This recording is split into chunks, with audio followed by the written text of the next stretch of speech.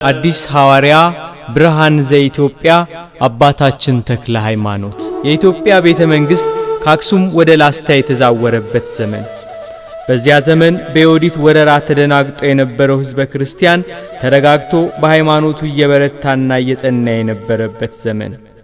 የነገስታቱና የመኳንንቱ ልጆች በወጣትነት ዘመናቸው እየመነኑ ገዳም በመግባታቸው የምንኩስና ሕይወት የተስፋፋበት ዘመን።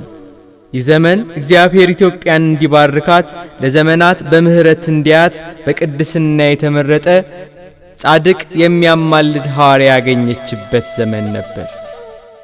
ይህ ዘመን በብሉይ ኪዳን ከግብጽ ባርነት አውጥቶ ወተትና ማር ወደምታፈልቀው ወደ ከነዓን እንደመራቸው የብሉይ ኪዳኑ ሙሴ ከአምልኮተ ጣዖት ከአጋንንት ቁራኝነት አላቆ ኢትዮጵያውያኑን ወደ አምልኮተ እግዚአብሔር ወደ ሕይወት መንገድ የሚመራ ኢትዮጵያዊው የአዲስ ኪዳን ሙሴ ጻድቁ አባታችን ተክለ ሃይማኖት የነበሩበት ዘመን።